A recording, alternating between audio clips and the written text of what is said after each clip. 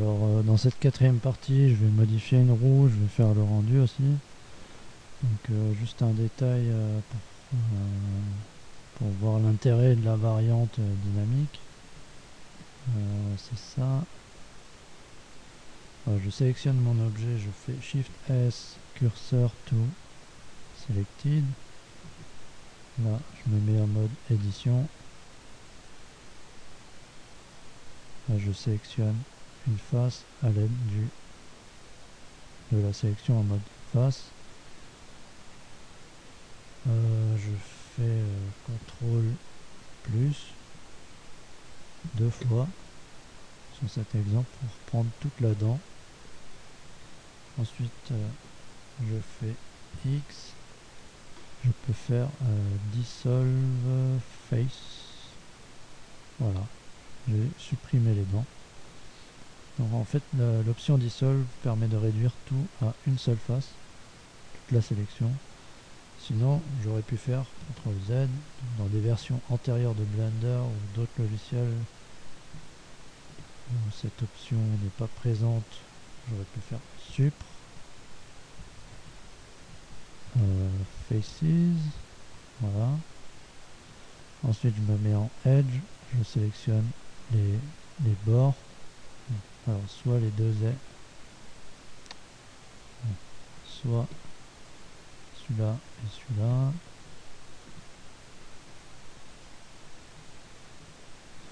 Alors là, il n'y a pas d'edge, donc je vais en faire un. Je vais sélectionner les 4 points de ma surface et je fais F comme fill. Et donc, la surface est remplie. Voilà, c'est comme si j'avais fait un dissolve.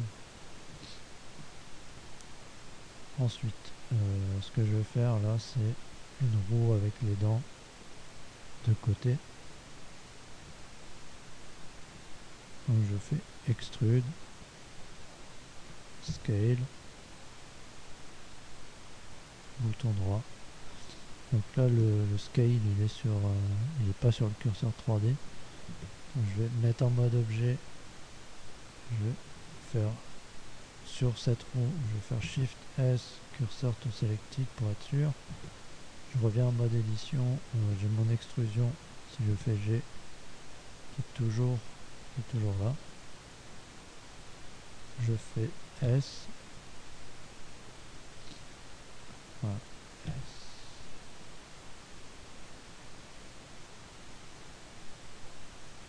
S, Z, je réduis la hauteur, S, Z,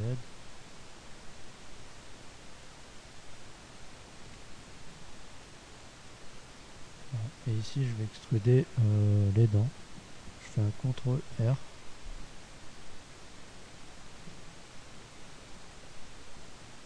bouton droit, bouton gauche, bouton droit, ensuite Z, je vérifie que tout est normal et là j'ai les faces à l'intérieur, je vais juste les supprimer, mode face, tac tac, ici,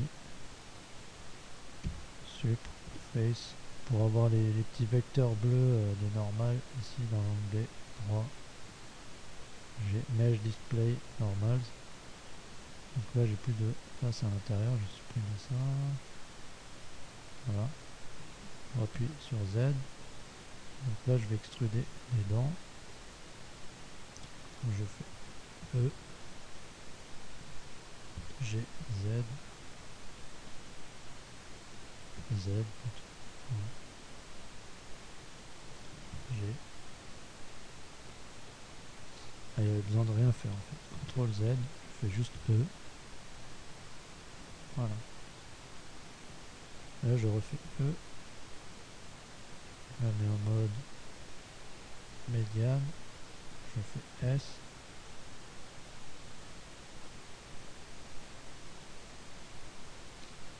Je fais A 2 fois. CTRL M. Voilà. Z pour vérifier qu'il n'y ait pas de face à l'intérieur de l'objet. Et voilà. Donc j'ai créé une roue latéral.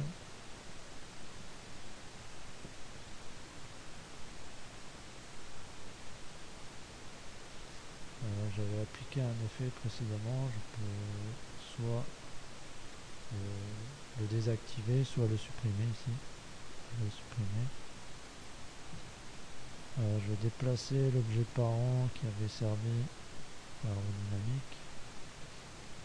Je vais la réorienter. Je vais Alt R pour annuler toutes les rotations. R, Y, 90, ou moins 90 si jamais l'objet est orienté à l'envers.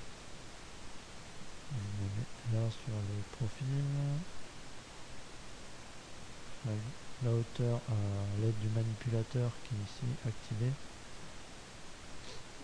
Donc de l'objet parent. Et je vais mettre, donc à l'aide de la touche Alt, je peux verrouiller des angles à 45 degrés sur ma vue.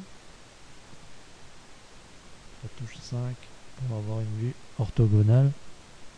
Là, je sélectionne toujours en mode objet cette roue. Je fais G.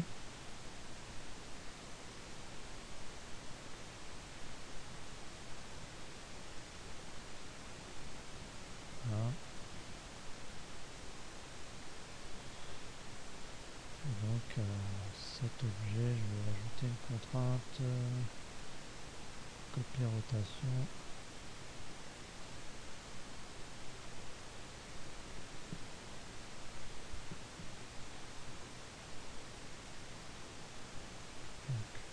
L'axe Z, là, juste, donc ça c'est circle 3, on va donner en row 3. Donc je vais prendre cette rotation de Z, je vais la mettre sur la Z locale de cette roue.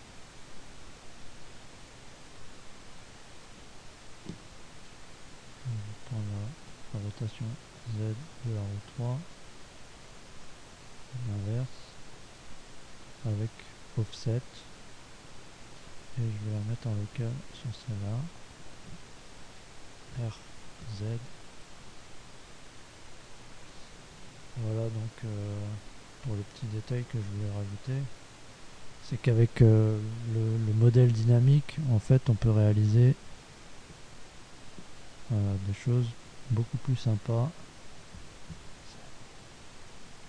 et assez rapidement. Voilà, c'est très simple. RZ. Voilà pour cette prise en main de l'interface 3D.